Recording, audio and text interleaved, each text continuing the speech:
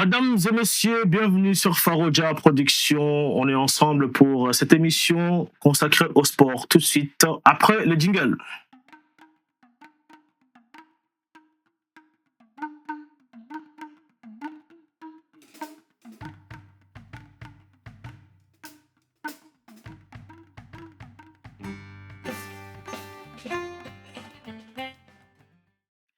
Retour sur le plateau des Faroja Productions. Je suis accompagné avec le chef, le président des Faroja Productions, Faroja Productions bien entendu, Monsieur Dia Faro. Bonjour. Bonjour Monsieur So. Merci. Comment vous allez? Très bien, toi? Ah oui, élégant, hein, cravate, etc. J'essaie d'être comme toi.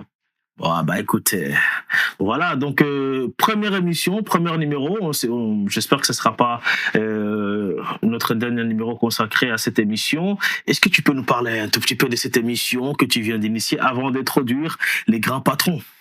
Oui, alors c'est un plaisir déjà, merci par rapport à l'invitation déjà. Et cette émission, ça concerne tout simplement la CAN en fait qui vient de se dérouler. Ça sera tout simplement un grand résumé en fait qu'on va faire durant cette heure de temps ou 1 heure et demie à peu près en gros, concernant tout simplement les équipes qui ont joué, peut-être que les équipes les plus faibles, les plus décevantes, etc., etc. Et surtout, on aura une grosse partie concernant la finale qui s'est jouée entre le Maroc et le Sénégal. Merci pour cette présentation, Monsieur Dia. Je vais me tourner à ma droite pour introduire le grand, le fabuleux, le fameux Babadem. Bonjour. Bonjour à Faroja TV ou Production. En tout cas, ça fait plaisir de partager le plateau avec vous deux. En tout cas, merci. Hein. Comment, monsieur, on va rentrer tout de suite dans le vif du sujet. Comment avez-vous vécu cette Coupe d'Afrique? Babadem, on commence par toi. Non, très bien. Hein. Nous, on était venus avec un objectif. On n'a pas eu la folie, entre guillemets, la folie de la CAN, la dernière CAN, parce que au final, la logique a été respectée. Et il faut juste voir les quarts de finalistes sont tous dans le top 10 du classement africain, donc on n'a pas eu de véritable surprise comme ça a été. C'est-à-dire les quarts de finalistes, il n'y avait que des équipes qui ont gagné soit une CAN ou bien qui étaient dites favoris de la compétition. Oui, en fait logique, c'est-à-dire que si vous jouez sur le papier et même sur les différents, comment on appelle ça là, les affrontements. Sur les affrontements, on a l'impression même qu'on avait que les 2 premiers de chaque poule. Donc c'est pour ça qu'il n'y a pas eu de comment on va dire, de rebondissement ou bien d'avoir la petite équipe qu'on voulait supporter. On avait l'habitude d'avoir ça, mais là non, il y avait que des favoris. Il y avait que des favoris et puis bon, bien parce que nous au moins on est allé jusqu'au bout. Donc Monsieur Dia Faro, je rejoins un petit peu Babadem. Oui. C'était une CAN exceptionnelle dans tous les sens du terme en fait. Donc j'ai bien aimé moi en tout cas le déroulement de cette CAN là. Malgré que il y a eu quelques conflits on va dire, mais plutôt arbitraires pour moi. Donc voilà, je pense qu'on va voir et surtout la VAR aussi. Mais en ce qui concerne en gros le jeu, c'est tout simplement un jeu, j'ai envie de dire, à partir des éliminations directes, en fait, les 8e de finale, là, on a commencé à avoir du jeu, en fait. Mais c'est vrai que les phases de groupe, c'était vraiment ennuyant, quoi, en fait, parce qu'on avait les équipes, franchement, même mon petite équipe de Moudéry, on avait le niveau de jouer lors de cette CAN, quand même. D'accord, je salue les téléspectateurs des Faroja Productions, surtout nos frères et sœurs Moudéry qui nous suivent. De Moudéry, coucou à vous, voici vos enfants. Moi aussi, je suis Moudéry. Même s'il y en a certains qui ne le veulent pas, mais je suis quand même Moudéry. Bon, je ne citais pas les noms. Je peux pas rentrer dans ça. Alors, bon, ma grand-mère vient de Moudéry, donc je suis Moudéry. Alors, qu'est-ce que je voulais rajouter par rapport à ça? Pour l'arbitrage, on va revenir là-dessus, messieurs. Mais pour le moment, je voudrais vous lancer déjà avec une question très simple. Vous, en tant qu'amateur et aussi consultant football, quelle est l'équipe qui vous a plus surpris ou plus plu dans son jeu? Et voilà, et puis on reviendra probablement sur l'équipe qui vous a... C'était quoi la définition? Alors, moi de mon côté, excuse-moi, moi de mon côté, l'équipe qui m'a le plus surpris, ou plus dans son jeu d'abord, je vais dire dans son jeu, c'était le Nigeria pour moi. Personnellement, c'est le Nigeria. Pourquoi, en fait? Parce que j'aimais bien le Nigeria, j'aimais bien leur côté offensif qu'ils avaient, en fait. Ils allaient direct au but. Eux, il n'y avait pas de tiki-taka avec eux, en fait. Ils avaient la défense de l'Égypte ne t'a pas impressionné? En même temps, j'ai envie de dire l'Égypte, on a l'habitude avec l'Égypte. Donc voilà, c'est vraiment une équipe défensivement, ils sont très forts, mais offensivement, on enlève l'attaquant de City. Marmouche, oui. On a levé Marmouche, je pense qu'il y a plus personne quoi en fait. Ça là aujourd'hui, ça y est, il est sur une pente descendante. Je suis désolé pour lui, mais bon voilà, c'est la vie. Il a fait quand même son temps. C'était un grand joueur, mais il y a un moment, voilà. Est-ce que après c'est pas adapté à son jeu? C'est pas l'Égypte s'est adapté à son jeu. Non. Est-ce que le jeu de l'Égypte n'est pas adapté à son jeu d'attaquant? Non, je pense que. Est-ce que Salah c'est un joueur d'espace? Oui, mais ça normalement. Oui, mais il a vieilli entre temps. C'est pas un joueur que tu laisses débrouille-toi devant. Je pense que c'est pour ça qu'il y a Marmouche qui est toujours derrière lui, en fait. Mais c'est ouais. Et pour, par exemple, l'équipe comme le Cameroun, qui avait un très bon milieu de terrain avec Baleba et Koumsor. Cameroun, c'était costaud. Et même, on peut parler aussi du Nigeria, ce milieu de terrain est exceptionnel. C'est ça que j'ai dit. Le Nigeria, c'est l'équipe qui m'a le plus impressionné. Ouais, plus à l'attaque, vous avez. Ouais. Oui, plus et maintenant, pour toi, c'était quoi l'équipe qui t'a plus marqué? C'est le Cameroun. Oui. Le Cameroun, parce que, un, je m'attendais pas à ça. Deux, la métamorphose a tout de suite été entre le premier match, alors qu'on les avait laissés contre la RDC quelques semaines auparavant, quand ils se sont fait éliminer de la Coupe du Monde via les barrages. Et donc, c'est ce changement d'entraîneur, et c'est là où on se dit finalement, le Cameroun a perdu peut-être sa place en Coupe du Monde. Parce que tout simplement. Est-ce que tu penses que c'est l'entraîneur qui a impulsé plutôt cette dynamique-là pour les amener où ils sont sortis? Absolument pas. C'est lui-même qui a fait son bilan. Il a empêché le Cameroun d'aller en Coupe du Monde.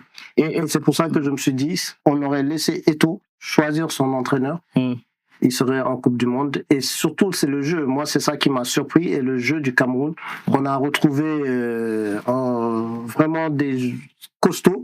Mais en regardant les premiers matchs du Cameroun, je me suis dit, avec une telle débauche d'énergie, à un moment donné, l'élastique peut se casser. Mais franchement. À quel moment, toi, tu as senti que l'équipe du Cameroun devenait une équipe dangereuse qui pouvait aller jusqu'à dans le dernier carré? Je pense que le premier match, c'était pas dès le premier match.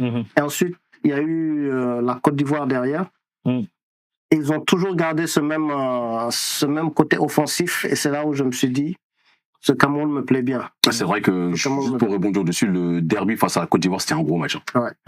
Franchement, c'était l'un des premiers gros matchs de cette CAN-là. Avec l'intensité. Est-ce que c'était pas le plus beau match de la CAN entre? Parce que moi, je le plus beau. Pour moi, le plus beau, c'était Maroc contre le Mali. Pour moi, c'est Maroc-Mali. Pourquoi je dis ça? En fait, c'est qu'il n'y a pas eu de gros, j'ai envie de dire, je crois qu'il y a eu 1-1 si ma mémoire elle est bonne, ou oui, il y a eu match nul. Mais en fait, c'est le but du Mali, hein. Oui, aussi. Mais en fait, c'était le premier match qui présentait ce temps le côté intensité, en fait. Oui, j'ai envie de dire, c'est le premier match, mais sauf que pourquoi, en fait, je dis c'est Maroc-Mali, ce que moi, c'est que j'ai aimé, en fait, entre le Maroc et le Mali, en fait, c'était l'intensité des joueurs maliens qu'ils ont mis sur les Marocains. Oui. Et le jeu était fluide, en fait, des deux côtés. Et ça, franchement, j'ai vraiment aimé, en fait. Ouais, est-ce que c'est pas l'opposition, le fait qu'il y ait des ouvertures, que le Maroc joue un football un peu plus ouvert, et que les Mali qui jouent en contre-attaque, c'est pas les deux oppositions qui s'est présentées? C'était un deuxième match, non? C'était un deuxième match. C'était un deuxième match. Le Mali n'avait pas le choix, ils avaient fait match nul. Ils avaient fait match nul le premier match. C'était contre non, c'est pas le Botswana. Comment s'appelle l'équipe là? C'est pas Zambie ou quelque chose comme ça? Possible. Oui, Zambie. Ouais. Les Zambie, ils sont. Et même ils avaient raté un penalty aussi. Ils avaient fait match nul. Match nul. Donc il fallait qu'ils se rattrapent. Donc c'était 3 points.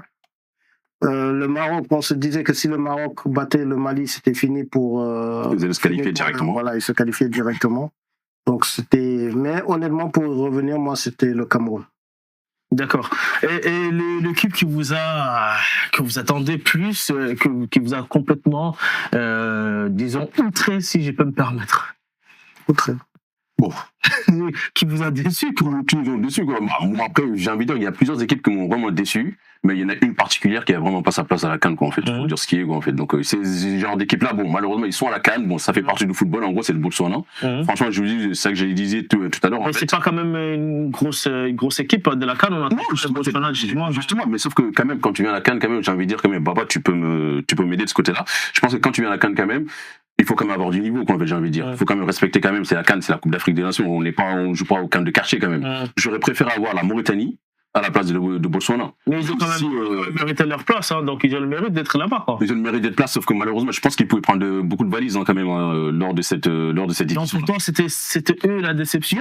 C'est ça que je dis, c'était pas vraiment une déception pour moi en fait, parce que c'est l'équipe, bon, elle est là, mais l'équipe qui m'a vraiment déçu en fait, j'ai envie de dire. Je sais pas s'ils m'ont vraiment déçu quand même, j'ai envie de dire c'est l'Algérie ou en fait. Ok. Parce que pour moi en fait, parce que j'attendais vraiment l'Algérie à un niveau exceptionnel en gros. Parce qu'ils ont un milieu de terrain excellent, avec des jeunes joueurs qui sont vraiment très bons et dynamiques. Mais malheureusement, ils sont éliminés par le pays hôte, non pas par le pays, par le Nigeria, qui était justement mon équipe qui m'a le plus impressionné.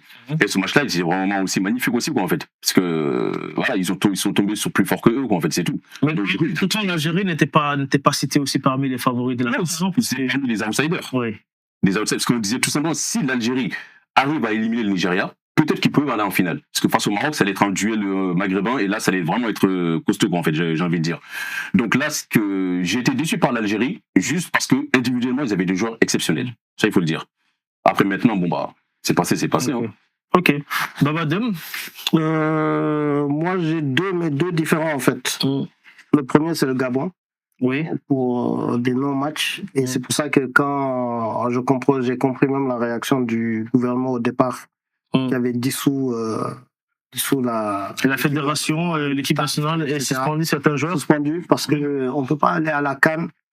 La CAN, c'est plus qu'on a envie de dire du foot, c'est une question de cœur, tu représentes un peuple. Et l'attente des peuples de chaque pays qui vont à la CAN, c'est qu'il faut respecter en fait. Il faut respecter le drapeau, il faut respecter. Et moi, quand je les ai vus, surtout contre au niveau du deuxième match, ils rencontraient. Je crois que c'est la Côte d'Ivoire. Non, une petite équipe là, c'est entre guillemets. Ah non, c'est l'équipe qui a gagné contre eux. Non, c'est pas le. Non, c'était pas le Soudan. C'était, je sais plus l'équipe. D'ailleurs, ils étaient qualifiés après. Oui, ils se sont qualifiés. Mozambique, c'est ça exactement. C'était face à la Mozambique. Et on se disait, mais attends, on se disait qu'au moins il y aurait eu de la révolte parce que le Mozambique menait déjà 2-0. Oui. Et tout le monde se posait la question, mais comment ça se fait? C'est le scandale. Ils sont quand même revenus quelque part, ils ont quand même égalisé, ils ont pu revenir au score avant de se faire battre par la Mozambique. Mais 3-2. Mais le problème, c'est qu'il n'y avait aucune envie. Moi, je regardais, il n'y avait pas de révolte, il n'y avait pas d'envie. On dirait que, voilà. Donc, pour moi, et après, face à la Côte d'Ivoire, vous menez 2-0 et vous arrivez quand même à vous faire... Pour remonter. Après, le Gabon, excuse-moi, mais le Gabon et la Côte d'Ivoire, c'est pas le même niveau. Oui, non, attention. Parce que il ne faut pas oublier... Les éliminatoires de la Coupe du Monde et le Gabon, ils étaient à un moment donné... Premier, et puis c'est un point d'écart avec la Côte d'Ivoire. Et ceux qu'ils avaient montré aux éliminatoires, ceux qu'ils ont montré là à la CAN, c'était pas possible. Donc pour moi, selon toi, qu'est-ce qui peut expliquer le manque d'envie? Je sais pas. Mais pourtant, ils ont quand même un milieu de terrain qui est quand même costaud quand même. Et puis même des attaquants. Après Lemina, ça y est, ça commence à vieillir. Lemina, Galatasaray, il fait les mangas et tout ça. Il fait des gros matchs quand même, Lemina, Galatasaray. Ouais, mais moi le problème sur le terrain, c'est que il faut, à défaut de talent, montre de l'envie. Un minimum. Tu peux perdre 6-0, 5-0, mais montre un peu de l'envie. Et là, je pense qu'ils ont démissionné. Et à un moment même, je me suis posé la question, est-ce qu'ils ne le font pas exprès? Je disais ça même à des Gabonais. Est-ce qu'ils ne sont pas en train de lâcher le coach? Et c'est là où on me dit, en plein match, c'est impossible. Et deuxième, déception, pourquoi? Parce que l'attente aurait pu être ailleurs, c'est le Nigeria. En demi-finale. Et là, on s'est dit, mais on attendait du football. On se disait même que le Maroc peut-être pouvait être éliminé à ce moment-là, mais on n'a pas reconnu le Niger. Non, après, là, moi, je suis. Mais quand même finir troisième, c'est pas finir troisième d'une déception. On peut considérer cela comme une déception. La déception, c'était le match qu'on attendait du Nigeria, qui n'a jamais eu lieu.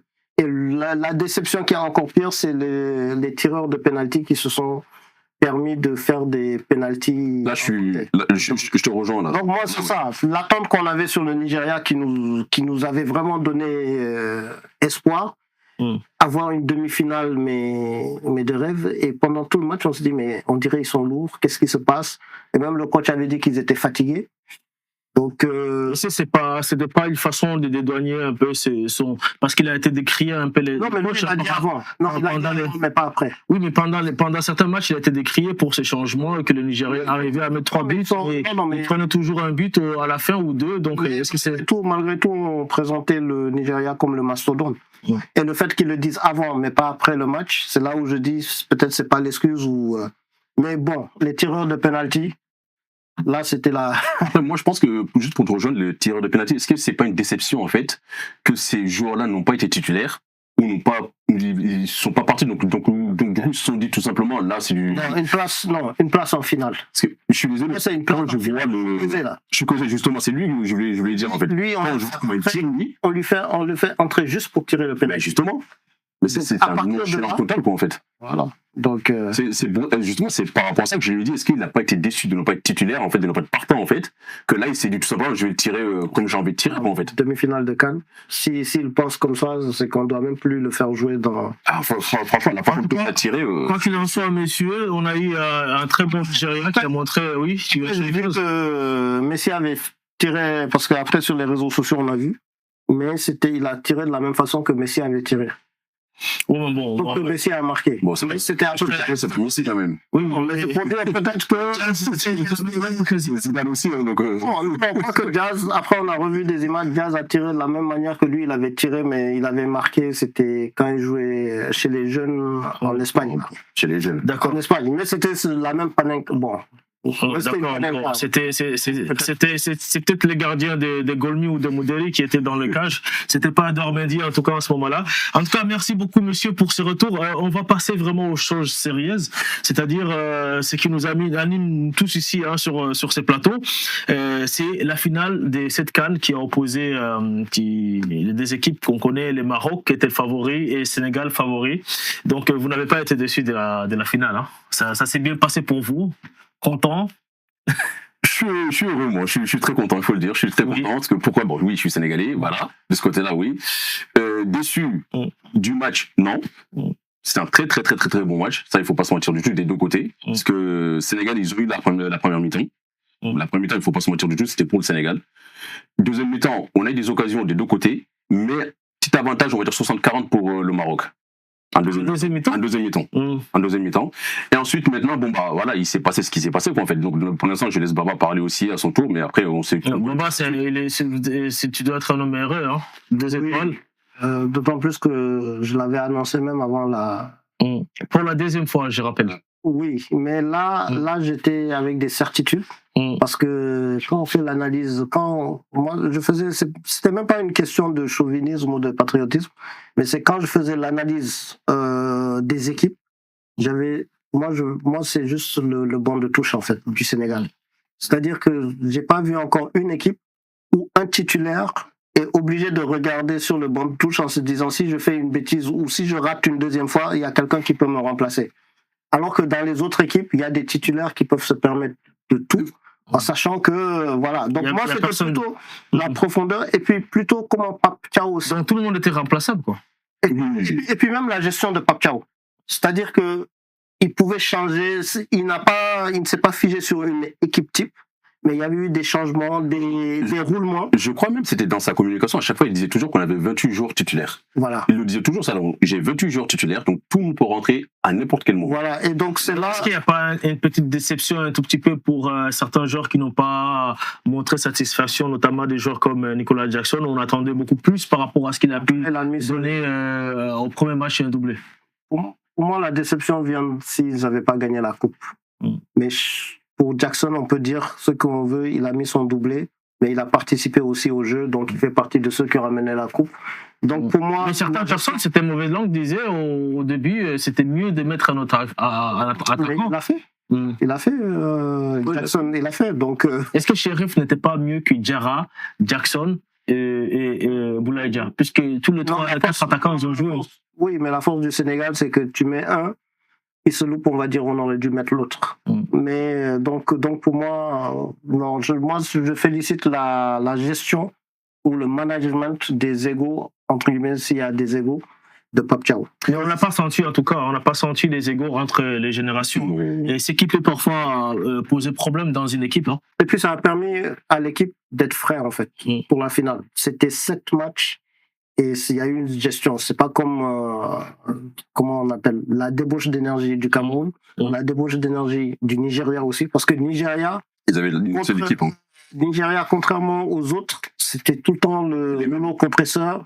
C'était il faut que j'écrase l'adversaire, alors qu'ils auraient pu gérer un peu comme le Sénégal. Moi, je regarde le match Nigeria-Tunisie. Je sais plus si c'est le premier ou deuxième match.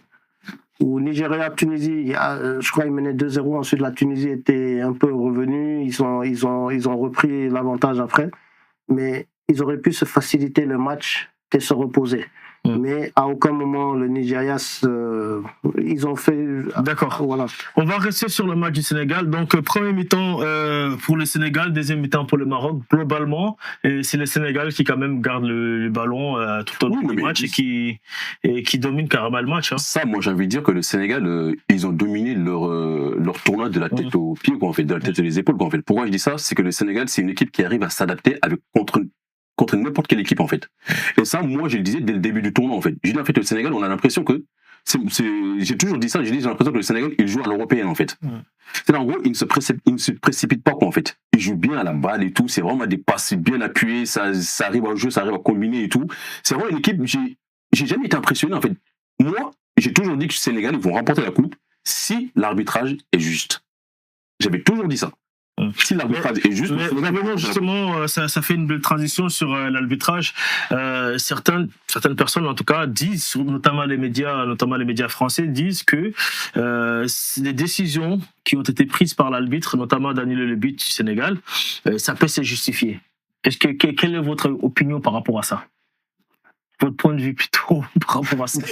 Non, j'ai pas...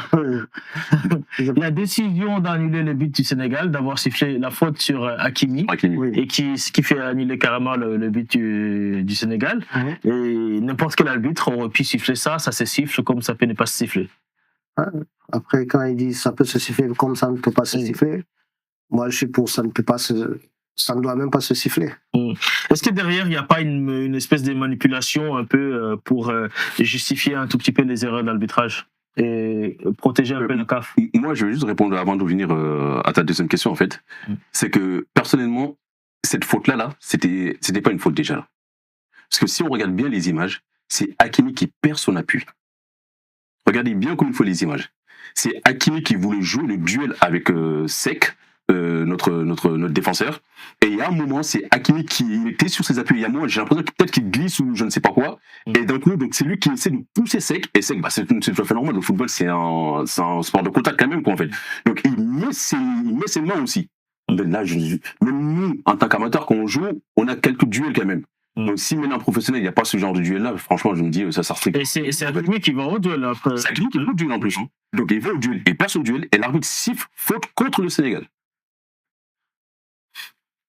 Et toi, ça t'inspire? À la 92e minute. Et en plus, il y a eu but après derrière. Est-ce que le sifflet, il n'a pas été trop rapide? Trop tôt.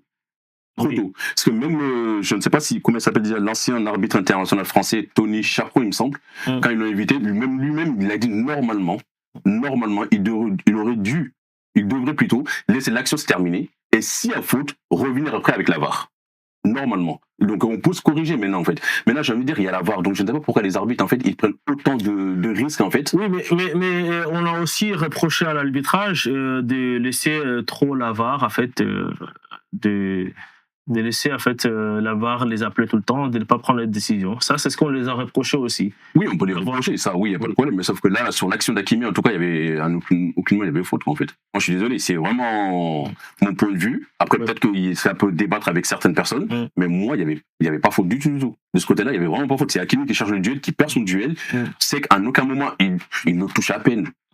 Je suis désolé. Baba, c'est quoi ta réaction par rapport à ça?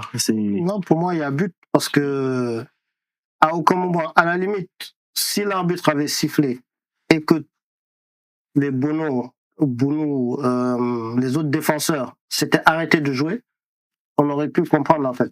On se serait dit, bon, ils ont entendu le sifflet, des choses. Mais l'action, après, c'est sur quelques secondes. Hein. jusqu'à ce qu'il y ait but, et même les Sénégalais avaient commencé à célébrer le but.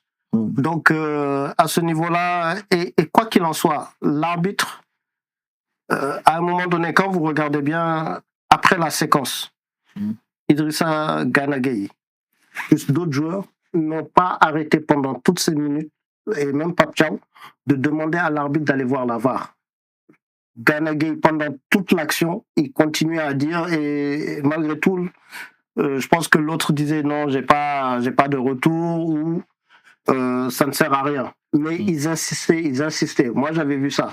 Et d'ailleurs, même, selon les chaînes que vous regardez, les commentateurs aussi disaient, mais il peut y avoir une séquence, parce que eux, comme ils avaient le retour, eux-mêmes, ils se sont dit, mais attends, ça ne se siffle pas, le but doit être accordé. C'était avant l'incident.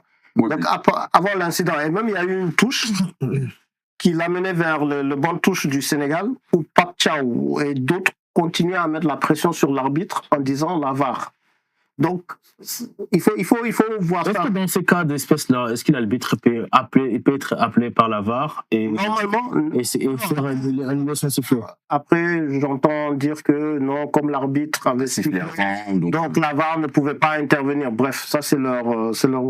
On a vu dans certains cas, dans cette situation, où la VAR est intervenue après un sifflet pour absolument. Pour annuler la décision arbitrale. Non, d'autant plus que là, il y a une erreur manifeste à partir du moment où il y a un but.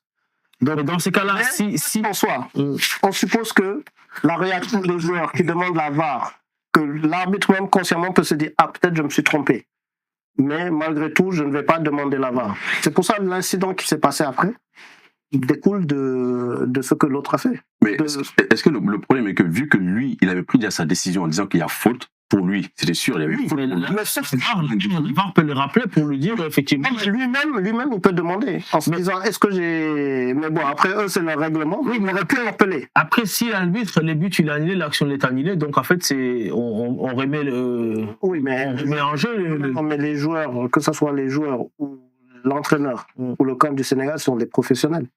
Donc si pour eux, c'était aussi évident cette règle, ils n'allaient pas.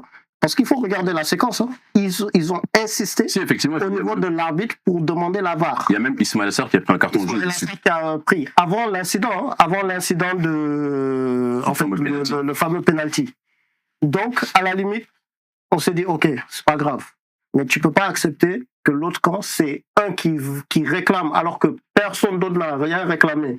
Il a laissé passer le jeu et que l'autre qui insiste, et finalement la VAR dit viens. Et c'est là où il y a... Et là, l'arbitre n'avait pas sifflé déjà sur la faute sur Diaz. Hein. Mais c'est-à-dire que même les commentateurs, les spectateurs, on ne voyait rien. Mais l'action était terminée en fait. L'action était terminée. Et même les supporters n'ont même pas... Personne, l'action était terminée. Mais avant de revenir sur l'action de Diaz, il y a quand même une ouverture d'un joueur marocain qui se trouve hors-jeu avant le corner. Ouais, oui. Il y avait hors-jeu, mais sauf que lui, il ne faisait pas action de jeu. Attention. Parce que la passe en profondeur était destinée à le joueur qui était vraiment excentré en fait sur le côté gauche. Lui, il n'était pas hors-jeu. C'était le 9 qui était hors-jeu. Mais vu qu'il ne faisait pas action de jeu, donc là, il ne faisait pas partie du jeu en fait. Mais par contre, au moment où il centre, là, par contre, le 9, il était hors-jeu. Là, oui. Là, normalement, il y avait hors-jeu. Ce qui veut dire qu'il y avait deux joueurs marocains qui étaient hors-jeu. Mais il me semble qu'il y en avait un qui était hors-jeu au départ de l'action, vu que le porteur des ballons est devant la ligne de... Peut-être que je me trompe, mais en tout cas, pour moi, le passeur, il a très bien... Non, le porteur des ballons, il est devant, légèrement devant la ligne. Je pense que ça pourrait être checké. D'accord. Personnellement, moi, je pense que c'était le 9 qui était hors-jeu, en fait. Je laisse ou je ne sais pas qui. Il était hors-jeu, mais on ne nous a pas montré les images. Je pense que c'est voir qui fonctionnait pas. Non, en fait, je pense que vous, ça vous a pas marqué, en fait, cette histoire de VAR. Et pourquoi on n'a pas eu d'autres angles de prise de vue au niveau de la VAR? Parce qu'il me semble que la faute sur Diaz, elle est quand même assez légère. Si on peut même appeler ça une faute. Après moi, qui est faute ou qui n'est pas faute, moi, c'est le fait d'accepter, de refuser quelques secondes avant, d'aller chercher, malgré que tout le staff lui demande, il y avait Pape Thiaw, il y avait les joueurs sénégalais qui lui mettent la pression, regarde la VAR au moins, à minimum regarde la VAR, et un seul joueur qui déboule alors que personne n'avait vu cette soi-disant faute, Et là, tu acceptes. Moi, c'est là l'injustice. Mais moi, l'injustice, c'est là. L'injustice même on peut en rajouter, en fait, c'était la réaction de Brahim Diaz, en fait. Parce que dans n'importe quel championnat, un joueur comme ça qui parle comme ça à un arbitre, il prend tout de suite un carton jaune. Absolument. Minimum, carton jaune. Mais sauf que lui, comme elle a insisté, comme elle a parlé en fait à l'entraîneur, j'ai l'impression que c'était son fils, quoi, en fait. Il se battait même. J'ai l'impression que c'était son fils, quoi, en fait. En gros, c'est va voir point à la ligne, quoi, en fait. Va voir point à la ligne. Et l'arbitre, là, par contre, il lui a pas donné de carton jaune. Et c'est là, en fait, quand je disais l'image de la soirée tout à l'heure en off, quand je parlais avec Baba, c'était la réaction de Ismaël Assar. Quand lui, par contre, il disait à l'arbitre d'aller voir la VAR, et que lui, l'arbitre, il a pris directement le carton jaune. Donc c'est une succession d'actions, d'injustices qui... Il n'y a pas que le sort de la faute. Donc il y a... les 3 dernières minutes en fait l'arbitre a perdu le fil du match, en fait, il faut le dire ça. Voilà, il a perdu, il sait très bien qu'il a fait une grosse erreur par rapport au but sénégalais qui était bien valable aux yeux du monde entier, sauf peut-être pour le camp marocain. Et encore, j'ai même envie de dire que peut-être même pour le camp marocain, parce que comme tu as très bien dit, il y avait des défenseurs qui jouent en plus. Ils ont très bien joué en plus. Ils ont très bien joué, il n'y a pas de souci. Et tout de suite derrière, après, il y a faute. Donc eux, ils sont contents. C'est annulé. Donc voilà. Mais par contre, aux yeux du monde entier, le but est valable pour le Sénégal. Ça, tout le monde le sait. Maintenant, l'arbitre a décidé d'annuler ce but-là. Au moins, on va voir la VAR s'il y a vraiment un minimum. Mais l'arbitre a consulté la VAR pendant 27 secondes. Il y a une chaîne de télévision française qui a non, je parle de l'action sur Jazz. Ah, ok. 27 secondes. Il y a une chaîne de télévision qui a chronométré. Est-ce que le temps est nécessaire et avec tout l'environnement qu'il y avait autour de lui pour justement prendre une décision dans ces conditions-là? Et est-ce qu'il n'aurait pas dû attendre et voir et demander d'autres angles, des prises de vue pour se faire une idée? La décision n'a pas été rapide. Mamadou, sur ce plateau-là, on va se dire la vérité. Nous-mêmes, nous sommes des amateurs, en fait. D'accord? Que ce soit dans tout ce qui est vidéo ou tout ce qui est dans le domaine footballistique. Quand on fait ce genre de choses-là, nous-mêmes, on a plusieurs caméras, on a plusieurs angles. Et il faut dire aussi que même dans la VAR européenne, quand il y a quelque chose qui se passe ici, en fait, même dans le championnat français, il y a plusieurs angles en fait de caméra. On nous montre plusieurs trucs, plusieurs points de vue. Sauf que là, je vous dis sur la faute qu'il a subi Ibrahim Diaz, plutôt, je pense à Ibrahim Bey, qui était l'un de mes surprises en fait de cette CAN-là. Ibrahim Diaz, on a vu seulement, c'était juste un côté en fait qu'on voyait à chaque fois en fait, c'était seulement le même angle en fait qu'on voyait. Le même angle de derrière, donc le même angle de derrière. On voit tout simplement, oui, c'est vrai. Que El Malik Diouf, il le touche, c'est vrai, il le touche, mais par contre, Brahim Diaz a accentué sa chute. Ça, il faut le dire. Et c'est en consultant de l'autre côté, peut-être on aurait pu bien voir l'action. Est-ce que Brahim Diaz cherche à jouer les ballons en ce moment-là? Est-ce que l'intention aussi doit primer aussi dans les décisions arbitrales? Quelle tension? L'intention du joueur. Parce qu'on a l'impression que Diaz ne cherche même pas à jouer le ballon, en fait, il cherche juste à tomber. Non, il tombe. Non, mais après, comme. Parce que le ballon, la balle est dans les airs. Non, mais dans ce cas, on peut dire ça peut se siffler comme ça ne peut pas se siffler. Ça on peut le laisser. Il y a le côté cravate aussi. Donc, pour moi, mais le problème, c'est que l'arbitre doit avoir un cas de conscience et c'est là où on doit parler d'esprit du jeu. Il doit se dire, peut-être j'ai annulé le but dans une action précédente, oui. J'aurais refusé la VAR. Dans ce cas, même moi, j'ai pas vu la faute. Et là, c'est la VAR. C'est-à-dire que lui-même, dans un cas de conscience, à la limite, si c'est en 75e minute, tu peux... mais à la 80, c'est-à-dire que là, tu donnais la victoire au Maroc. Tu donnais la victoire. Et c'est pour ça que j'ai très bien compris la réaction tout simplement du peuple sénégalais, quoi, en fait. Est-ce que on va revenir là-dessus? On va revenir là-dessus. Effectivement, on a vu tout le monde célébrer et tout le monde a crié au complot. Et la réaction, justement, on va faire étape par étape, avec ce qui s'est passé. Donc, l'arbitre qui va consulter la VAR. Il y a beaucoup de monde, beaucoup de joueurs marocains derrière l'arbitre. Il y avait des Sénégalais aussi. Non, il y avait des Sénégalais. Est-ce qu'on ne pouvait pas dans ce cas voir la VAR? Dans ces cas d'esprit-là, est-ce que c'est le moment propice pour prendre une décision en 25 secondes? Moi, c'est là où je voudrais vraiment demander votre... Mais si lui, il est sûr de lui. Point de vue par rapport. Si lui, il est sûr de lui, oui. En 25 secondes, s'il est sûr de lui. J'ai mis ça. Normalement, j'ai bien dit normalement, je reviens à mes propos tout à l'heure. un arbitre, s'il n'est pas sûr de lui, il va demander quand même à la VAR, est-ce qu'il y a encore d'autres angles pour que je sois sûr de moi? Est-ce qu'il y a d'autres angles encore, d'autres angles en fait pour voir vraiment s'il y a vraiment faute ou pas? Mais sauf que lui, j'ai l'impression qu'il était sûr de lui, il voulait tout simplement qu'il y ait penalty. Est-ce que la CAF n'a pas péché dans le choix de l'arbitre? Parce qu'on a comme l'impression que l'arbitre, même pendant les actions des jeux, il sifflait beaucoup trop vite. Et ses décisions étaient prématurées, il prenait des décisions beaucoup trop à la va-vite. C'est l'enjeu de la finale. Peut-être qu'il a voulu juste contrôler la finale. Mais la CAF doit quand même, ils évaluent, ils ont une évaluation. Est-ce que c'était pas fait exprès dans ce sens-là pour mettre un arbitre qui. Mais il y a meilleur que lui, hein. Ouais, moi, je pense que si la CAF a choisi cet arbitre-là, c'est qu'il est bon. Moi, je pense que c'est une finale quand même. Après, ils l'ont changé au dernier moment aussi. Un peu comme avant les demi-finales où ils ont changé au dernier moment. L'arbitre qui avait arbitré les matchs de la RDC et le Sénégal au stade des Martyrs, il était excellent. Je l'ai vu, il avait arbitré, je crois, le match du Mali aussi. Mais non, pas le match Mali, c'était le match. Tu puisses, après, à vérifier dans les règlements, est-ce que tu peux arbitrer la même équipe deux fois de suite? Bien sûr, parce que un arbitre pas deux fois de suite la même équipe, mais tu peux arbitrer une équipe plusieurs fois. Oui, mais l'arbitre qu'on a joué, qui a arbitré Sénégal-Égypte, c'est lui qui avait arbitré Sénégal.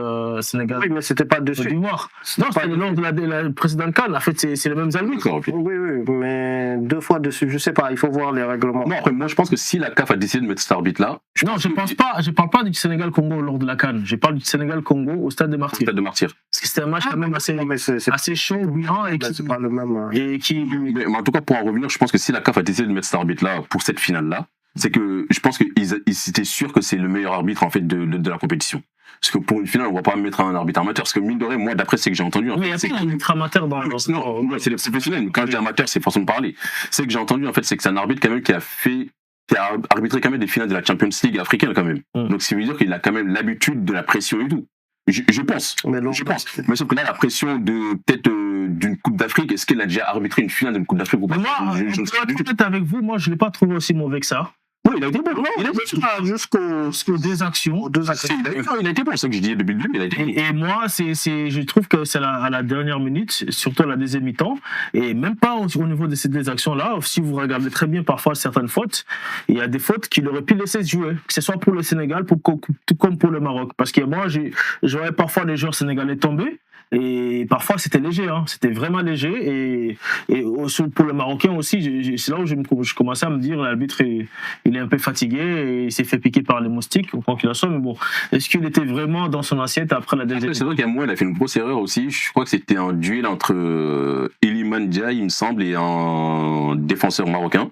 C'est le défenseur qui fait la faute dans les 18 mètres, sauf qu'il a sifflé contre l'attaquant sénégalais.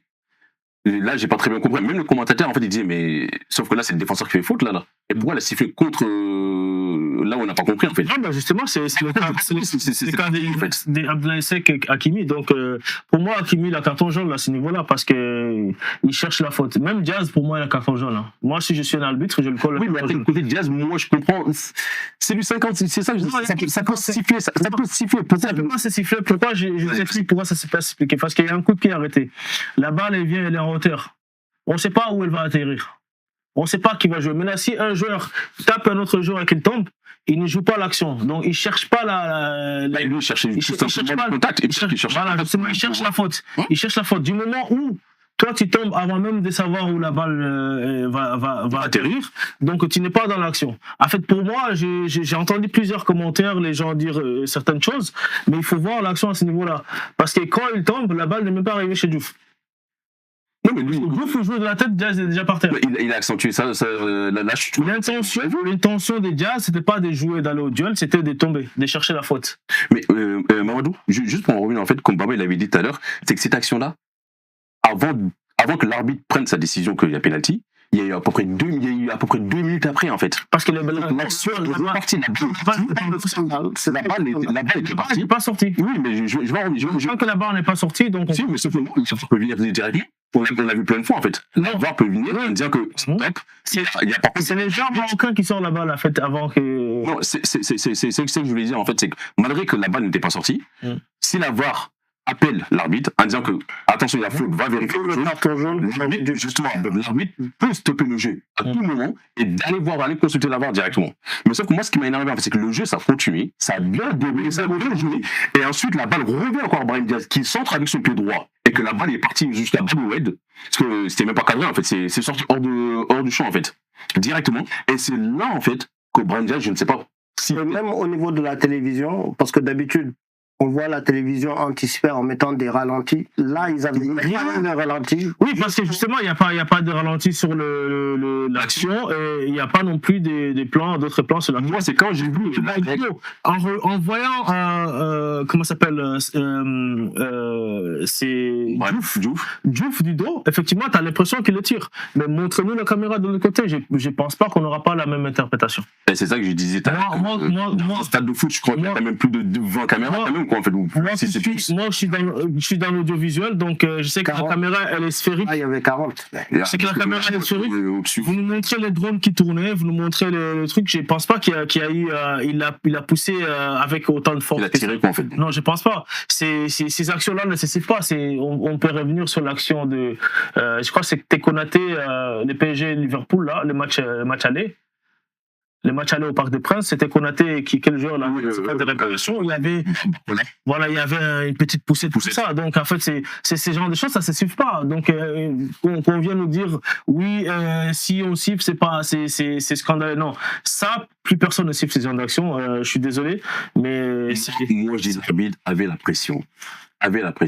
Donc pour lui, je ne sais pas si il y a Dieu seul le sait.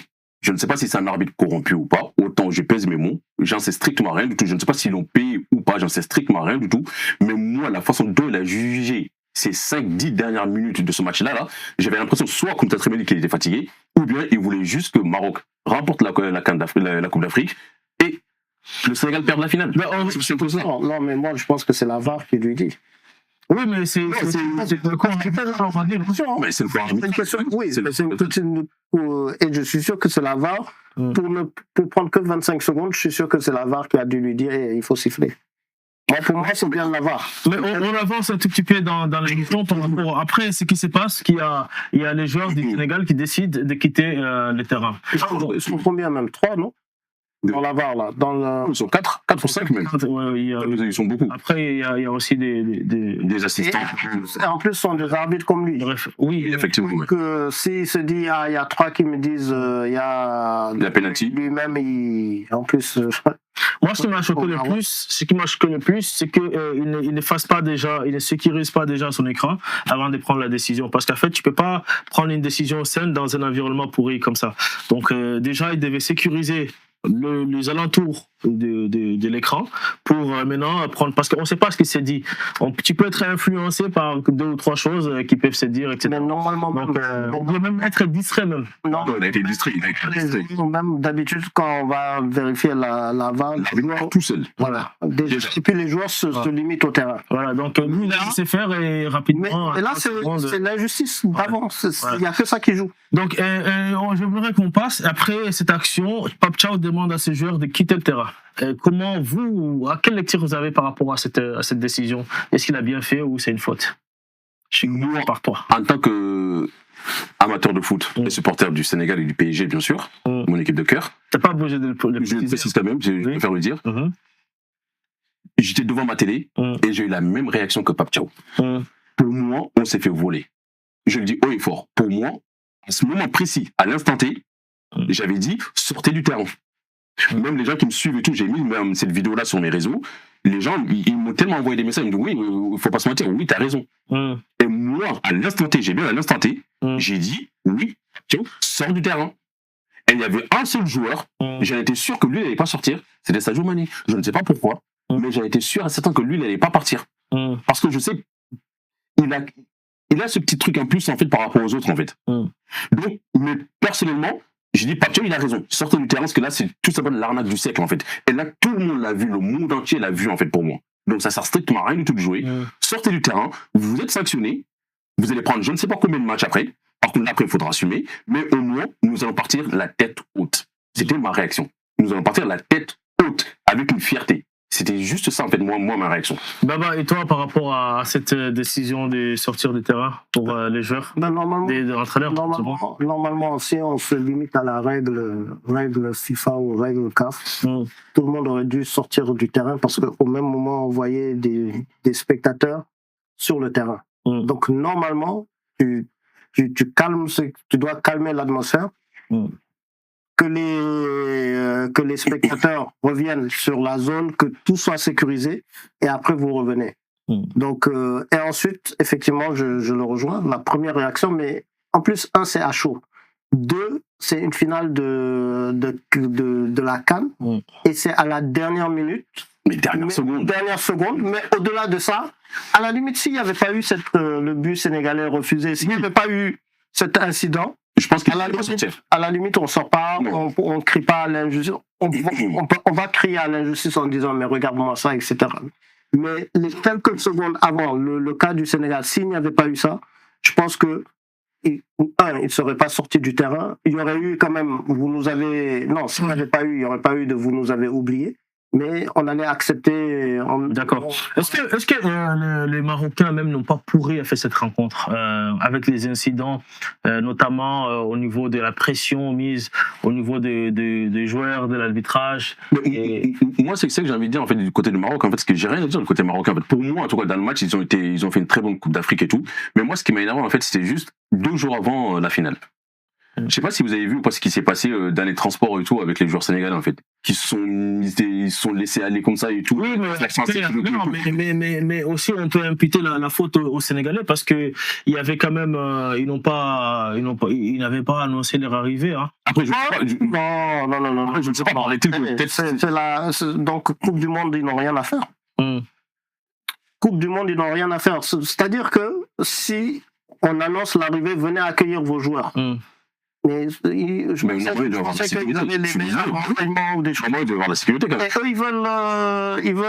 En tout cas, c'est ce que disent les Marocains. Et ils disent c'est les Sénégalais qui ont annoncé l'arrivée de leurs joueurs. S'il y avait une personne mal intentionnée, quel que soit qui poignarde quelqu'un, un défenseur ou un joueur. Ils allaient dire quoi? Ah, nous, on nous a pas prévenus. Et vous voulez organiser une Coupe du Monde? Non. Donc pour vous, le Maroc a fauté intentionnellement. Du moment où ils savent que l'équipe du Sénégal arrive. Oui, vous devez sécuriser toutes les équipes. Et en plus de ça, c'est le finaliste. Après, moi, j'ai entendu après dans le communiqué du Sénégal, je ne sais pas si c'est vrai ou faux, j'en sais strictement rien du tout. Paraît-il qu'il y avait seulement 5 sécurité qui était prévue en fait pour l'équipe nationale du Sénégal. Même s'il y avait 10. Mais si c'est ça, quand je dis 5, les caméras. Non, c'est façon de dire en fait. Quand je dis 5, je dis ça. Ils étaient au courant que l'équipe était là, mais ils n'ont pas mis suffisamment d'éléments pour sécuriser. Et après, on a vu leur réaction. Ils se passaient de zéro sécurité à une sécurité maximale. Est-ce que c'est pas fait aussi c'est fait à dessein, on connaît. Pour déstabiliser l'équipe, pour déstabiliser l'adversaire. Moi, je dis oui. Je dis oui, c'est juste pour déstabiliser l'adversaire. Ne vient pas se mettre une balle dans le pied par rapport à ces prochaines organisations. Vous pensez qu'on peut le faire confiance par rapport à l'ensemble? Pour moi, non, parce que quand je dis non, c'est par rapport à l'infrastructure qu'ils ont quand même. Les stades, il ne faut pas se mentir du tout, il n'y a rien à dire. Mais l'infrastructure, c'est pas ce qui fait les tournois. Oui, mais. En termes d'organisation, il n'y a presque rien à dire. C'est ça, en fait, j'allais dire. En termes d'organisation, il n'y a rien à dire. Vraiment à niveau. Ils ont tout fait. Eux, c'était l'enjeu de la CAN, la finale. C'était la finale, et bizarrement, ils ont changé d'attitude. Ils ont. Voilà, l'arrivée des joueurs, c'est fait exprès. Même si vous mettez 5, à minima, vous mettez au moins des barrières. Un couloir de. Mais on se rappelle qu'au Stade des Martyrs, c'est pour ça que les gens comparaient au Stade des Martyrs. Quand ils sont allés à RDC, il n'y avait pas de sécurité quand les joueurs sont venus à l'aéroport. Donc c'est des choses qu'on n'aurait jamais voulu voir. En fait, on s'est dit c'est des choses dépassées. Autre chose, l'hôtel. Ils mettent un petit hôtel en plein centre-ville. Oui, bien sûr. Mais ça. 3 étoiles ou 4 étoiles, quelque chose comme ça, en fait. Mais le fait que ça soit au niveau du centre-ville, on sait le pourquoi. C'est le bruit. On connaît, c'est-à-dire que ce sont les ingrédients. On connaît, n'importe qui peut entrer, de l'animation. On sait. Et moi, il y a une chose que je me suis dit aussi, c'est j'espère que les Sénégalais vont sécuriser leur hôtel, le nouvel hôtel, et qui sont venus avec leur propre cuisinier, et que tout ce qu'ils mangent soit sécurisé par eux. Mais il y a quand même des joueurs sénégalais qui sont victimes de intoxication alimentaire. Vous avez des informations par rapport à ça? Non, personnellement non. J'ai entendu, excuse-moi Baba, j'ai entendu comme quoi il y avait 2 ou 3 joueurs trois joueurs. Diatta, Ousseynou et Pape-Matar Sarr, j'ai été déçu en plus par rapport au tournoi de Pape-Matar Sarr. Donc voilà. Mais en fait, j'ai pas très bien compris j'ai pas très bien comment ça se fait, c'est les 3 joueurs qui ont été, je sais pas, là par contre oui, j'ai envie si toi t'as des nouvelles ou je sais pas, t'as des informations par rapport à ça. Bon, ça je pense que ça peut arriver à n'importe qui, hein, intoxication alimentaire, peut-être qu'ils ont mangé beaucoup de dattes.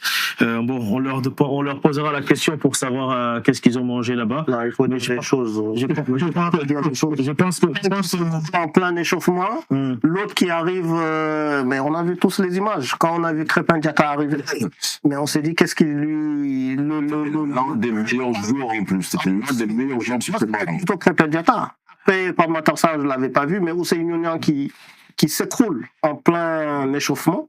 3. À la limite, si c'était 1 et que c'est Crépin Diatta, on aurait pu, mais 3 d'un coup. Et bizarrement, moi, avant même qu'il y ait eu cette information, je me suis dit, ça ne m'étonnerait pas qu'on mette peut-être une petite poudre dans un jus d'orange ou dans le thé.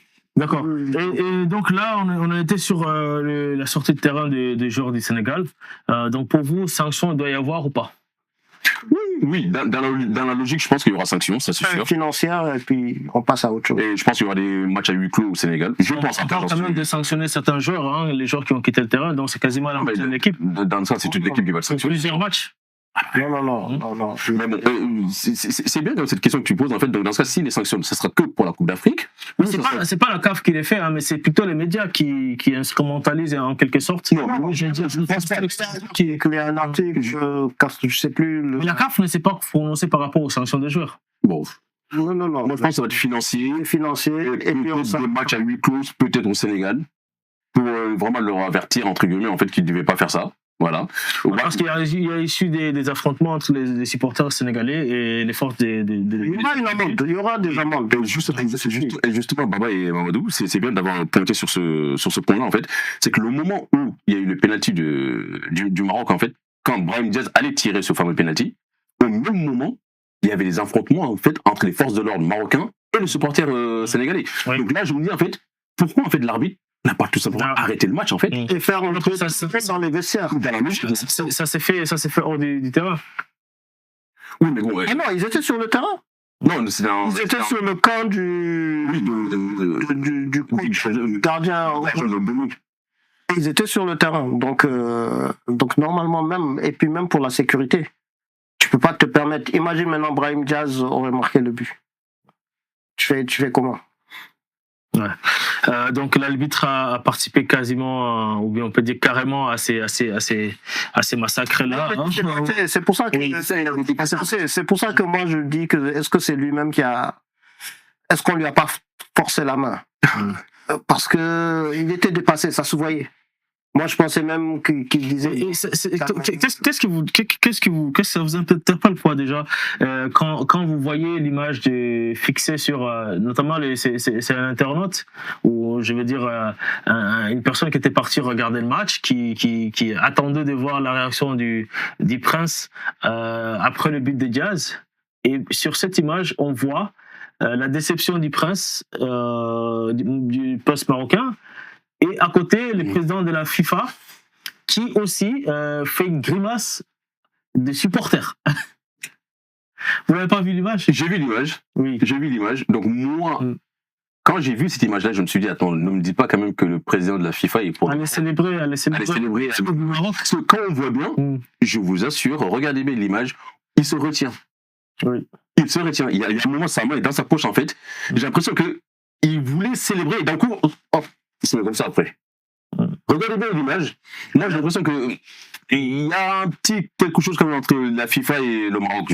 J'en sais strictement rien. Il y a certaines personnes qui disent le président de la FIFA n'a pas voulu marcher ses quelques pas avec la coupe envers le joueur du Sénégal parce qu'il supportait les mains. Oui. Infantino, oui. Président de la FIFA. Ouais, lui, il avait la coupe, lui. Non, c'était le président de la CAF qui c'est vrai. avec la coupe, parce que le président de la CAF avait donné la coupe au président de la FIFA pour qu'il l'amène vers le joueur. Mais par la suite, si c'était plutôt pour lui donner au prince, en fait. Non, prince, oui. Non. C'est le prince qui avait refusé. Non, les Parce princes. que moi, je vois mal le président de la FIFA donner la coupe. Non. CAF, non. La coupe a été remise au président de la CAF, qui lui a donné au président de la FIFA, oui, pour qu'il puisse marcher, et le donner au prince pour que le prince puisse remettre à l'équipe vainqueur. D'accord. C'est comme ça que ça devait se passer normalement. Vous regardez d'autres cérémonies, c'est comme ça.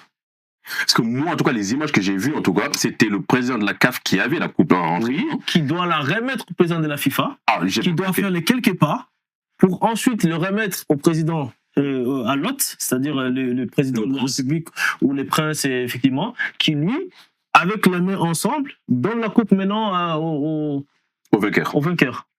Moi, j'ai vu juste. J'avais l'impression que c'est les 3 personnes qui amenaient la coupe. Non, c'est le président de la CAF, parce qu'il lui a donné. Regardez très bien l'image. Il donne au président de la FIFA qui dit non, allons-y. Oui. Il lui dit marchons. Non, donc moi, j'y arrive. Donc ça fait ça, oui. Non, je veux pointer sur ce point-là. Moi, le point le plus choquant, en fait, c'est quand le président de la CAF veut remettre la coupe au prince. Lui, par contre, il a carrément refusé. Non, il n'a pas refusé. Le prince, il a mis ses mains. Oui, au début, il a mis. Non, les premières images, il avait refusé. En gros, il avait refusé. Et ensuite, une fois qu'ils sont marchés, ils ont fait, je ne sais pas, 3-4 mètres, en fait, pour donner maintenant la coupe au capitaine. Non, il a proposé. Ah, maintenant, il a proposé. Non, attention, il a proposé avant tout au président de la FIFA de marcher avec la coupe. Par la suite, il s'est tourné vers le prince lui a dit allons-y. Ah, d'accord, ok. Peut-être c'est moi qui ai mal interprété, voilà. Du coup. Ok. Tu vois, donc arrivé là-bas, il lui a dit monsieur, vous avez l'honneur. Et le prince lui a dit non, remettez. Il dit non, vous devez remettre. Il a touché. Oui, il a touché. Il a touché. C'est comme s'il lui aussi il remettait la coupe. Donc pour moi, à ce niveau-là, il n'y a pas de problème. Mais on parle du président de la FIFA quand même, c'est lui qui doit ramener la coupe à ce niveau-là et la remettre au président de la FIFA. Par contre, j'étais pas au courant. Je pensais que c'était le président de la CAF qui devait tout faire, quoi, en fait. Bon, bref, on ne connaît pas les protocoles, les gens nous diront. Oui. Mais il y a une polémique qui est née sur les réseaux qui disait en fait qu'il y avait. Il ne voulait pas donner la coupe. Bon, il y en a même certains qui se partaient très loin en disant il faut bien vérifier si c'est une vraie coupe ou bien si. Si je pense que les joueurs vont dire si c'est une vraie coupe ou pas. Parce que il y a quand même la fédération du Maroc qui demande à ce qu'on retire les trophées au Sénégal. Qu'est-ce que vous en pensez déjà sur ça avant de revenir sur le but de Pape Gueye? Bon, ça, moi, je pense que c'est tout simplement, c'est de la déception, en fait. Pour moi, personnellement, c'est juste de la déception. Ils veulent juste, soit, forcer le Sénégal à tout, soit. Est-ce que vous pensez que ça peut aboutir? Non, c'est impossible. Non. Impossible. Une fois que l'arbitre a sifflé à la fin du match, on ne peut plus revenir dessus. C'est fini. Donc c'est mort pour les Marocains. C'est mort pour le Maroc. Non, c'est fini. Ça sera en 2030 maintenant, ou je ne sais pas en 2000 combien pour la prochaine CAN. Ouais. Mais cette fois-ci, Sénégal a bien 2 étoiles, donc voilà, ça c'est réglé. Donc en gros, les Maroc aussi. Ils veulent prendre les locaux à Dakar. Le Maroc aussi veut organiser la prochaine CAN. En fait, la CAF veut leur donner aussi la prochaine CAN apparemment. Pourquoi? Le Kenya, Ouganda et Tanzanie. Qu'est-ce qui se passe?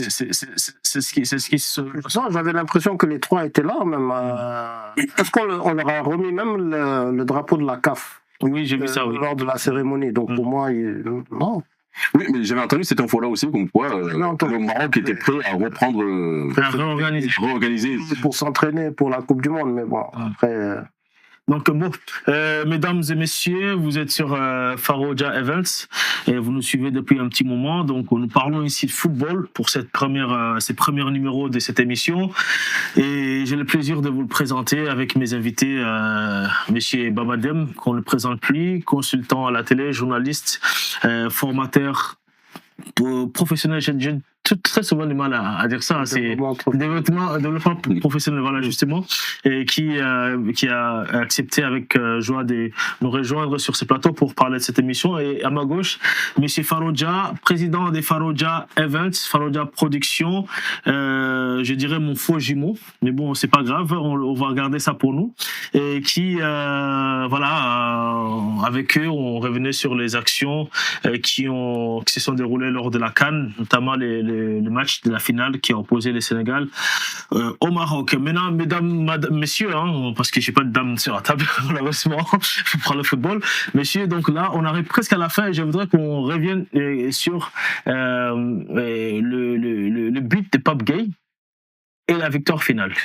Avant de revenir sur le but de Pape Gueye, il y avait quand même quelque chose à rajouter quand même. Moi, c'est vraiment les joueurs qui m'ont vraiment impressionné durant cette CAN-là. Oui. Qui donc, vas-y. Côté sénégalais, il y en a plein, mais c'est surtout côté marocain en fait. El Ainoui, je crois. Les militaires, c'est excellent. Qu'est-ce qui Mais c'était pas aussi les maillons forts et les maillons faibles, parce que je pense que c'est lui qui a c'est lui qui avait tout. La peur de ses ballons. Je pense que le coup lui a fait quelque chose à mon avis. Je pense. Et puis ils se sont retrouvés à 11, non? C'est lui qui s'est... Non, c'était pas lui, il est resté jusqu'à la fin, mais je pense qu'il devait être remplacé au moins à un moment donné, parce qu'on a vu qu'il commençait à lâcher un peu. Mais l'autre avait fait tous ces changements. Non, mais je veux dire avant qu'il fasse tous ces changements, les moments de la blessure, parce qu'il est quand même resté longtemps au soin pour se faire... Mais par contre, il a fait quel tournoi il a fait quand même ce jour-là. Je ne connaissais pas du tout. Mais ce qui est bizarre, il n'est même pas dans le 11. Et si j'étais recruteur, j'allais le PSG, j'allais le recruter. Mais il n'est pas dans le 11 de la... Vous savez, je sais pas, ils ont mis Iwobi à la place. Toi, tu as vu le 11 de la CAF? Mais Iwobi, il a fait une très grande... Si, ils ont mis Iwobi à la place. Iwobi. Ouais, Iwobi. Le Nigérian. Ah, il a fait une superbe CAN.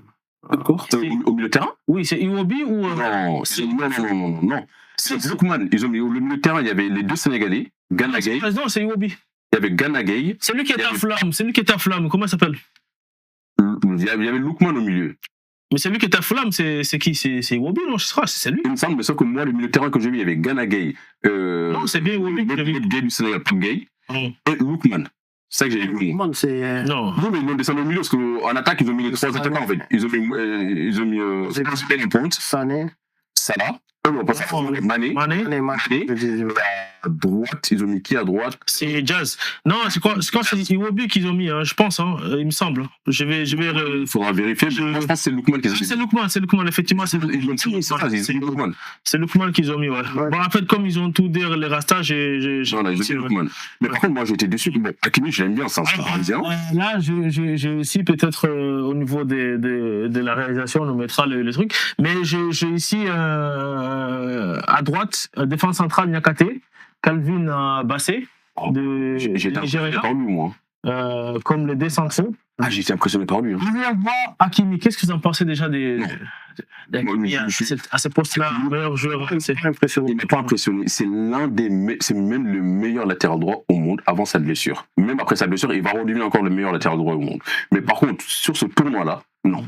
Il n'a pas sa place. Je suis désolé. Parce que pourquoi les 3 premiers matchs, je pense pas qu'il a joué, ou il a joué peut-être quelques minutes le troisième match. Il a joué les premiers matchs. Il n'a pas été si... Non, il était calme le troisième match. Personnellement, j'aurais mis Crépin Diatta. Oui. Parce que j'étais impressionné par Crépin Diatta. La rigueur qu'il avait défensivement, offensivement. Oui. Le mec, franchement, ce mec-là...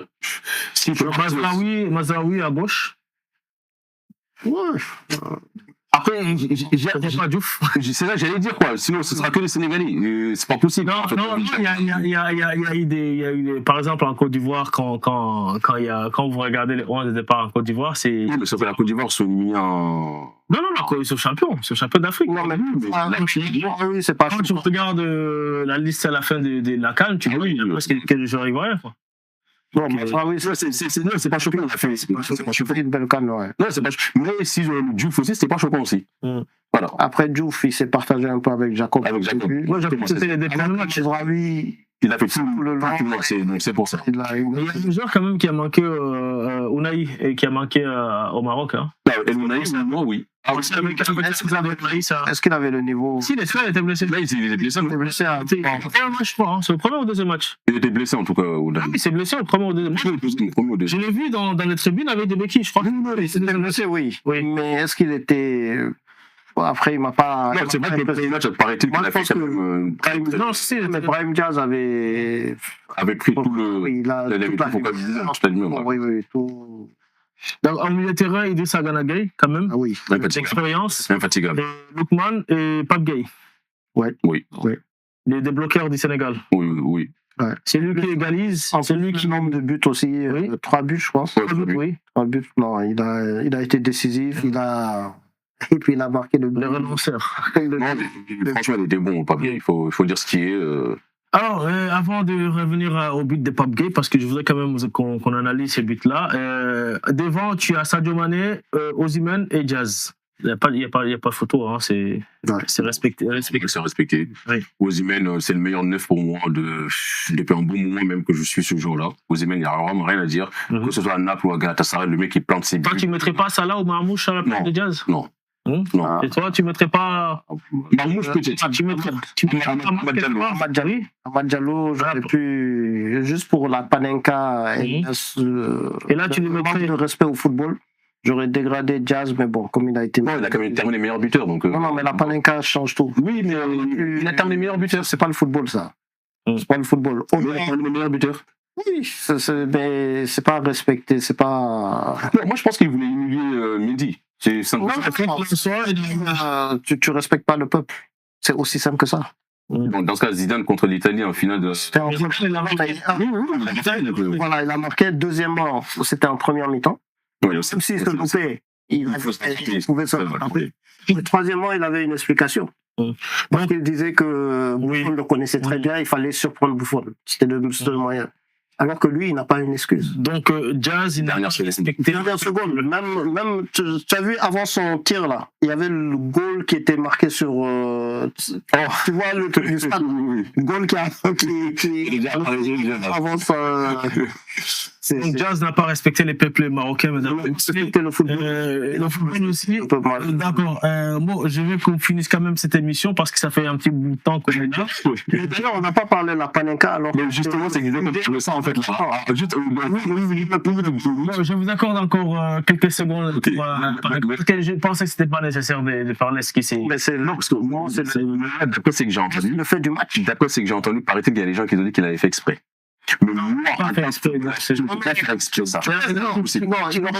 il aurait pu. S'il aurait dégagé. Mais loin de vous. Mais il aurait pu même sortir grand seigneur s'il l'avait dit après. Si c'était son intention. Mais il ne pouvait pas le dire ça. Non, il n'a pas fait exprès. Non, il n'a pas fait exprès. Tu assumes. Justement. Voilà. On ne peut pas se concentrer comme ça avant le penalty.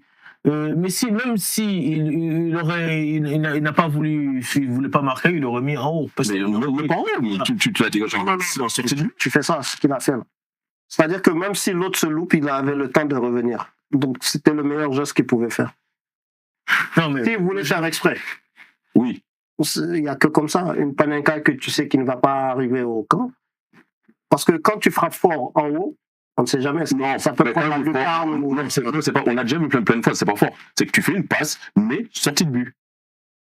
En gros, c'est quoi? C'est tu tires. En gros, tu tires, quoi, en fait, mais en sortie de but, quoi, en fait. Non, mais là, il y a une petite passe normale. Le débat n'est pas là. Je pense qu'il n'a pas fait exprès. Quand vous voyez la concentration et tout ce qu'on peut dire derrière, où il a été déstabilisé, etc., ça fait partie du jeu aussi. Donc. Si derrière, il avait dit, au vu du contexte, au vu de l'injustice qu'il y avait eu auparavant, j'ai décidé de remettre. Non, parce qu'à la fin, on le voit, il est en pleurs. Non, je veux dire. Non, je veux dire qu'il n'a pas fait exprès. Mais il aurait pu penser à trouver ce chemin. Et là, au moins, le monde entier n'allait pas lui tomber. Moi, je lui dis, mais est-ce que c'est à lui de tirer ce penalty? Il est parti chercher le penalty. Il est parti chercher le penalty. Quand il est parti chercher le penalty, il voulait le marquer. Et le fait de faire une Panenka, c'était pour on allait le. Parce que s'il marque. Ah, là, c'est le héros. C'est le héros. Oui.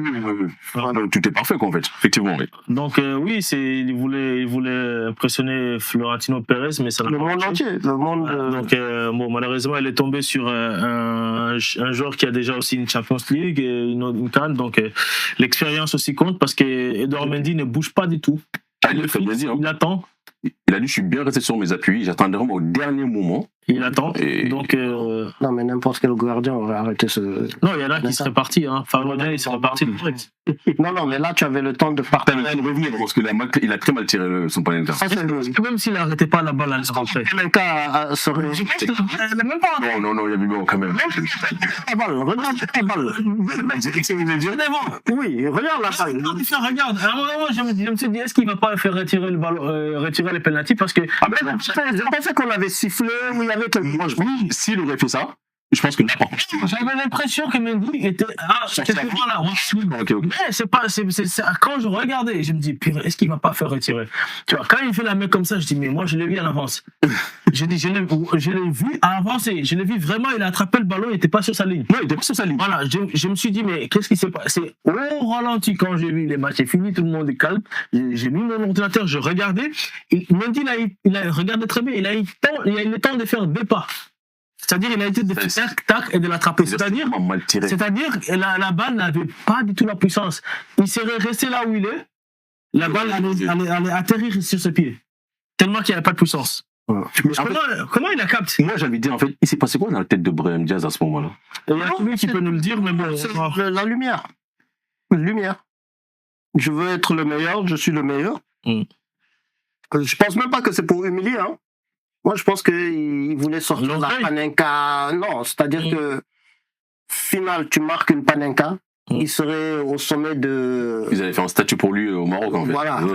Sauf que c'est un pari déjà, insensé. Deuxième, même si tu le marques, on allait te dire, tu es fou ou quoi? Ouais, 94e minute. Donc, c'est pour ça que je dis qu'il n'a même pas respecté le football. 98e minute. 18e, il n'a pas respecté le football. Est-ce que pour lui, c'est mort l'équipe du Maroc?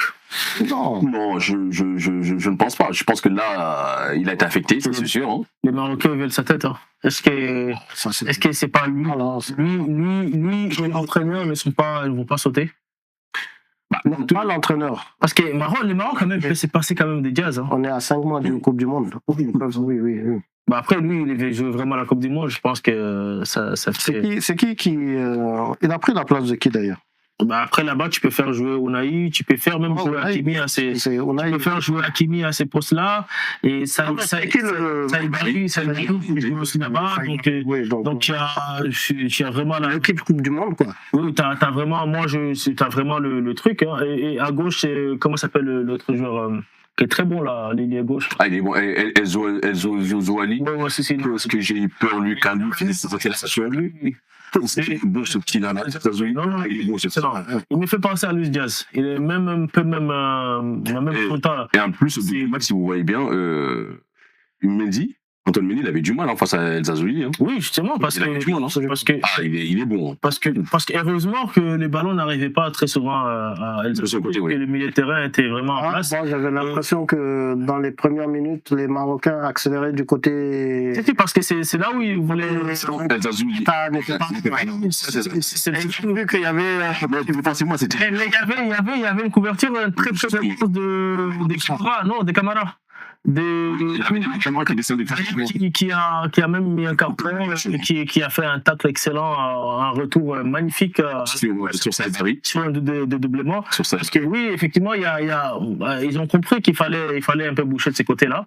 Et justement, la seule unique occasion dangereuse où t'as vraiment, en premier mi-temps, je veux dire, où t'as vraiment les Marocains qui essaient de démarquer, c'est parce que c'est Camara qui va au pressing, au retour, les militaires vides. Donc les Marocains décident à ce moment-là de passer dans l'axe pour pouvoir pointer sur les côtés, aller trouver encore piqué à l'intérieur. Donc c'est ça. Donc la Panenka, donc pas ouf. Raté total, c'est voilà, à oublier. Il faut passer à autre chose. Et l'autre but de Pape Gueye. Récupération de Sadio Mané justement sur une balle, c'est une perte de balle. Déjà la perte de balle moi j'aurais pas dit une perte de balle. Moi j'aurais dit un pressing très. Sadio Mané il sent qu'il va. Moi c'est le pressing. Pour moi c'est la récupération de balle qui m'a le plus impressionné que l'interception ou bien le fait que l'autre... L'action a été vraiment très bien construite en fait. C'est qu'il est entre la récupération de balle, le pressing, la récupération de balle, il passe entre les deux. Il a le temps de dire. Il y avait Ibrahim Mbaye qui était notre fusée, qui pouvait la mettre en profondeur. Mais il s'est dit non, il y a des défenseurs devant. Et puis je mets derrière. Et puis Gana Gueye, tout de suite. La passe, une touche de balle. Première intention. Et la projection des Pape Gueye, on l'a déjà vu. Ça, j'ai plein de fois. Moi, j'ai déjà envie de dire, c'est Hakimi, je sais pas s'il était fatigué ou pas, mais il y avait un moment, j'ai l'impression qu'il a failli toucher quand même le ballon, en fait, Hakimi. Je sais pas s'il a touché ou pas. Il a touché, mais sauf que Pape Gueye, il met son corps. Il met son corps. Protection, une bonne protection de balle. En fait, Hakimi, il voit qu'il y a les corps de Pape Gueye devant, et s'il tombe, c'est une faute, donc il fait comme ça. Ah non, mais il pouvait rien faire. Pour projection de Pape Gueye, j'ai rien à dire. En fait, le problème, c'est pas vraiment Hakimi, c'est plutôt le défenseur central. Il faut aussi noter le travail de Chérif Ndiaye. Parce que c'est Chérif Ndiaye qui fait reculer les trois centraux, les trois défenseurs. Ah, il les fait tellement reculer. Il pèse sur la défense, hein, Chérif. Jusqu'à ce que Pape Gueye arrête de. Moi, on me dit arrête de. Non. Tu mets Slimani, il met le but. Bah, moi, je suis désolé. Slimani, il met le but. Moi, je fais partie des gens qui va dire tout simplement c'est Bono qui a fait l'arrêt. C'est Bono qui arrête. En fait, c'est Bono qui touche le ballon. C'est Bono qui touche le pied sur son pied. C'est Bono qui pousse le ballon sur le pied. Moi, je connais des attaquants, un Osimhen là. Oui, ça entre. Un Slimani, ça entre. Après, là, oui, c'est vrai. Même la main de Bono. Après aussi, j'ai trouvé aussi, tout comme le joueur marocain, le joueur sénégalais, devant le but, on avait l'impression qu'ils paniquaient. Ils étaient pressés de la mettre au fond. Je ne sais pas si vous avez eu cette impression-là, vous. Après, non, le premier loup. Après, moi, Bono, d'ailleurs, je ne sais pas pourquoi tu l'as sauté dans l'équipe type. Mais non, il est dedans, hein. Je ne l'ai pas cité, mais c'est lui le gardien. Oui, mais tu nous as pas donné. Ça ne sert à rien, parce que lui, si tu mets pas lui, tu mets personne. Tu mets les cages vides. Si tu mets pas Bono dans. Bono il a encaissé 2 buts, Mendy il a encaissé 2 buts. Attention, parce que non, il faut le garder. Mendy il a sorti des arrêts décisifs. Regarde, tu vas les déterminer par les arrêts qu'il fait, mais quand tu regardes ce que Bono fait contre les Mali, contre les autres matchs, etc., tu te dis, c'est pas qui s'intéresse. C'est les gardiens les plus décisifs. Comment ça? Oui, même contre le Sénégal, mais quand tu prends contre les Nigériens. Contre le Sénégal, ok. Mais contre les Nigériens aussi, il a fait quelques arrêts. Donc, sur chaque match, moi, il avait 2 ou 3 arrêts. Bono est très fort. Voilà, donc c'est. Quand ils sont allés au penalty, je me suis dit, avec Bono. Parce qu'en fait, Bono, si tu mets pas, le meilleur gardien de la CAN, laisse la cage vide, quoi. Donc, tu peux pas mettre. C'est pour ça que tu l'as sauté. Oui, parce que je me suis dit, c'est évident. C'est évident, on va parler des autres qui sont discutables. Donc, on va pas parler des évidences. C'est comme Osimhen devant. Donc, on va pas parler des. Et pour vous, cette équipe qui serait entraînée par qui? Pape Thiaw. Ah oui. Rigueur. Hein? Pas Oussama Hassan.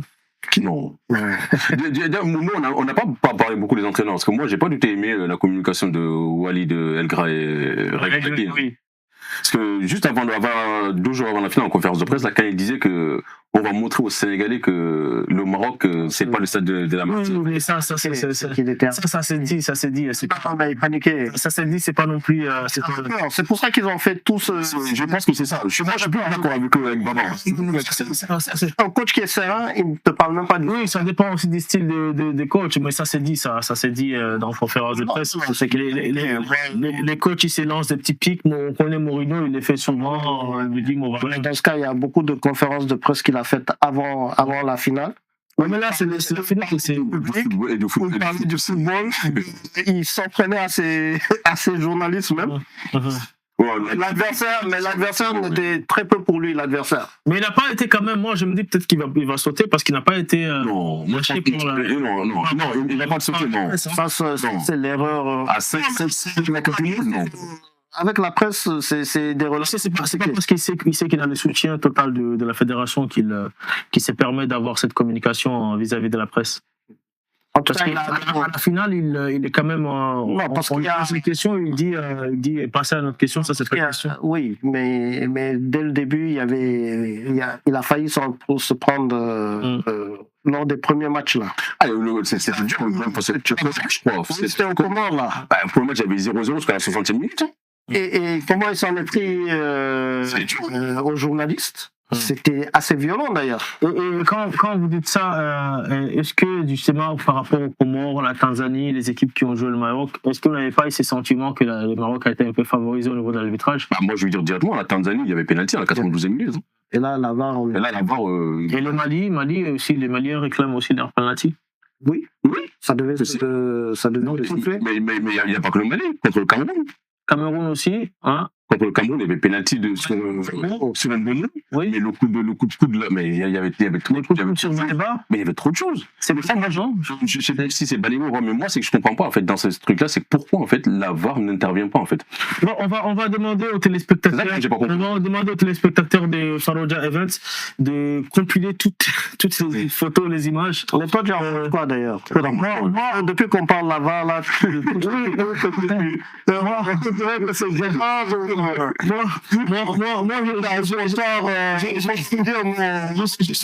suis là pour représenter la CAF, donc j'essaierai à être neutre dans la distribution de parole et dans le débat aussi. surtout la manière dont le coupe. Ouais.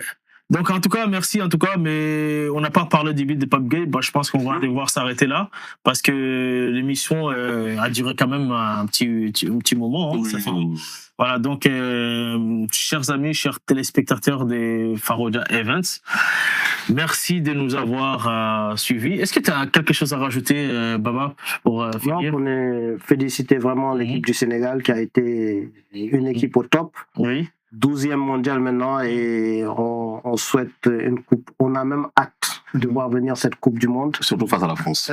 Face à la France. Ouais.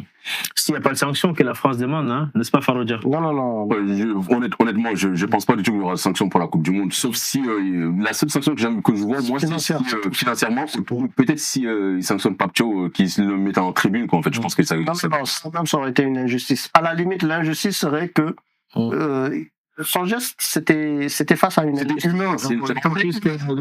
Face à une injustice. Ouais, d'autant plus qu'il y a déjà ces genres de situations, on a déjà vu ça hein, avec d'autres équipes, notamment avec l'Argentine, Messi. L'Argentine, ils ont eu. Ouais, je me suis même pas souvenu d'une sanction. Tu as vu aussi les PSG qui avaient quitté le terrain contre Beşiktaş. Mais ça, il y avait du racisme. Oui, mais c'est parce que l'arbitre n'avait pas pris.